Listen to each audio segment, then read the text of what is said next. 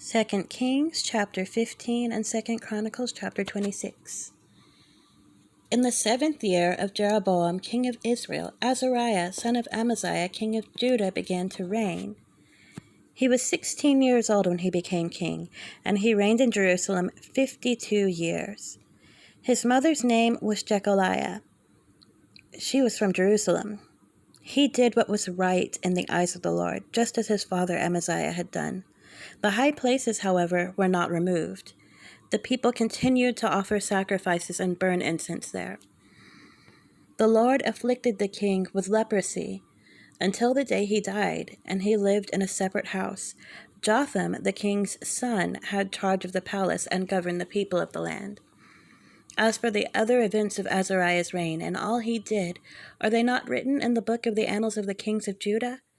Azariah rested with his ancestors and was buried near them in the city of David, and Jotham his son succeeded him as king.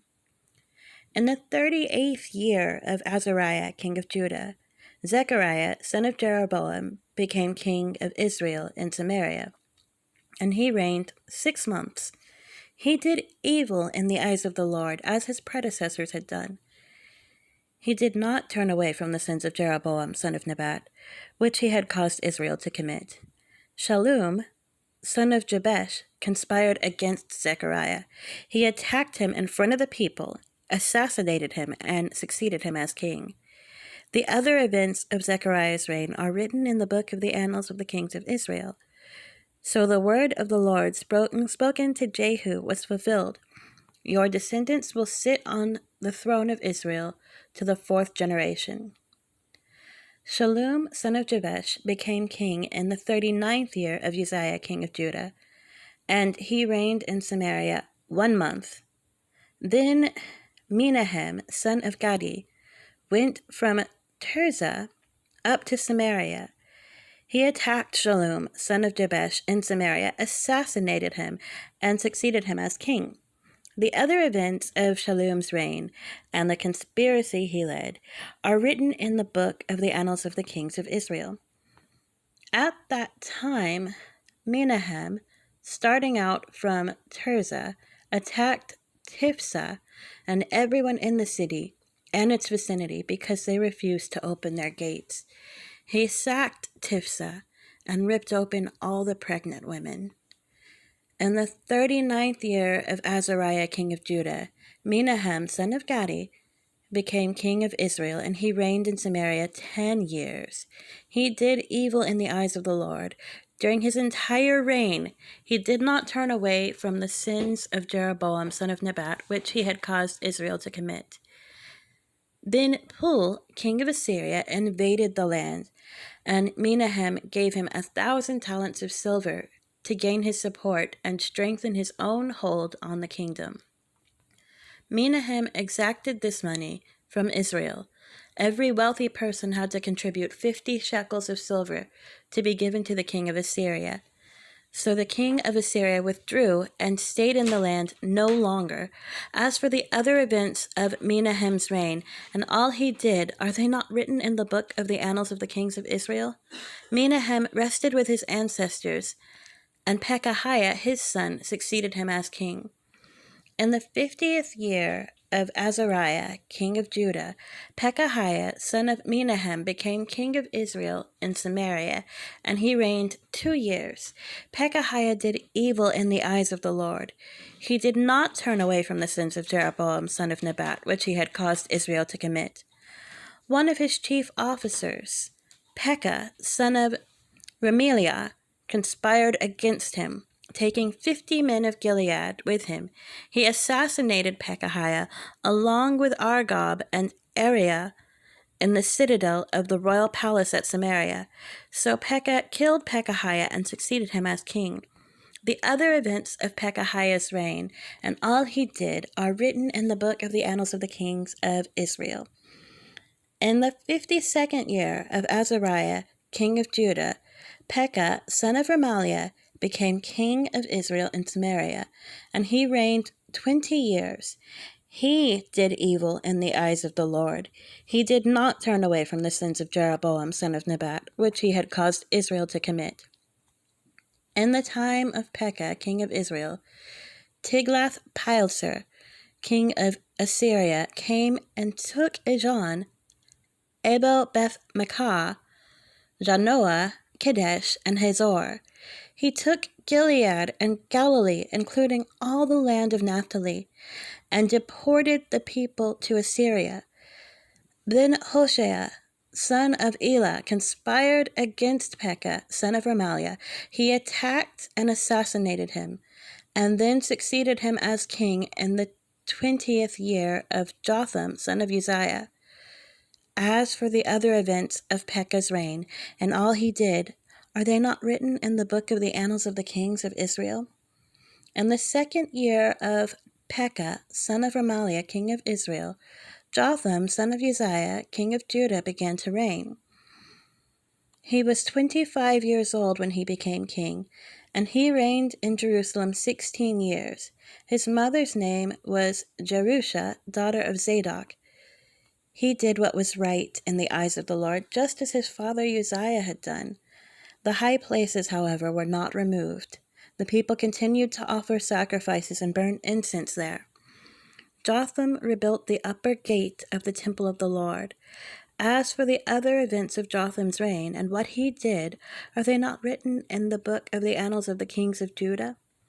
In those days the Lord began to send Rezin, king of Aram, and Pekah, son of Remaliah, against Judah.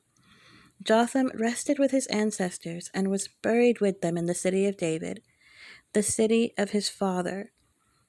And Ahaz, his son, succeeded him as king.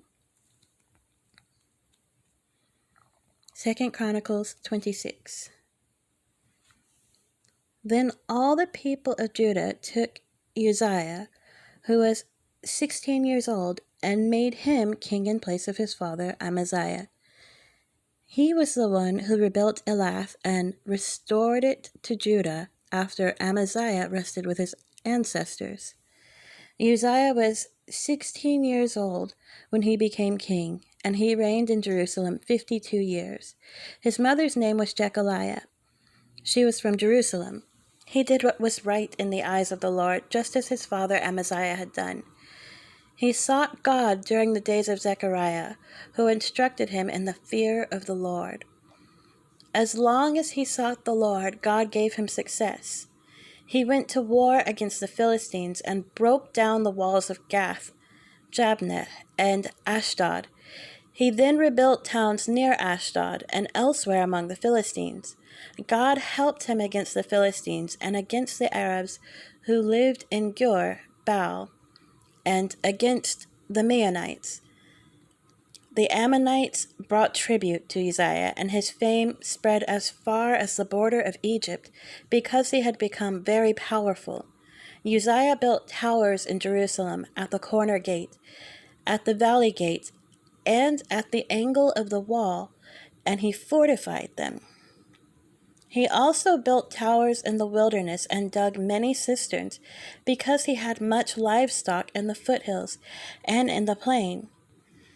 He had people working his fields and vineyards in the hills and in the fertile lands, for he loved soil. He loved the soil. Uzziah had a well-trained army ready to go out by divisions according to their numbers, as mustered by Jael, the secretary, and Maaseiah, the officer, under the direction of Hananiah, one of the royal officials. The total number of family leaders over the fighting men was 2,600. Under their command was an army of 307,500 men trained for war, a powerful force to support the king against his enemies. Uzziah provided shields, spears, helmets, coats of armor, bows, and sling stones for the entire army. In Jerusalem, he made devices invented for use on the towers and on the corner defenses so that soldiers could shoot arrows and hurl large stones from the walls. His fame spread far and wide, for he was greatly helped until he became powerful. But after Uzziah became powerful, his pride led to his downfall. He was unfaithful to the Lord his God, and entered the temple of the Lord to burn incense on the altar of incense. Azariah the priest, with 80 other courageous priests of the Lord, followed him in. They confronted King Uzziah and said, "It is not right for you, Uzziah, to burn incense to the Lord. That is for the priests, the descendants of Aaron, who have been consecrated to burn incense. Leave the sanctuary, for you have been unfaithful, and you will not be honored by the Lord God." Uzziah, who had a censer in his hand ready to burn incense, became angry. While he was raging at the priests in their presence before the incense altar in the Lord's temple, leprosy broke out on his forehead. When Azariah the chief priest and all the other priests looked at him, they saw that he had leprosy on his forehead, so they hurried him out. Indeed, he himself was eager to leave, because the Lord had afflicted him. King Uzziah had leprosy until the day he died. He lived in a separate house, leprous and banned from the temple of the Lord. Jotham, his son, had charge of the palace and governed the people of the land. The other events of Uzziah's reign from beginning to end are recorded by the prophet Isaiah, son of Amoz. Uzziah rested with his ancestors and was buried near them in a cemetery that belonged to the kings, for people said he had leprosy, and Jotham, his son, succeeded him as king.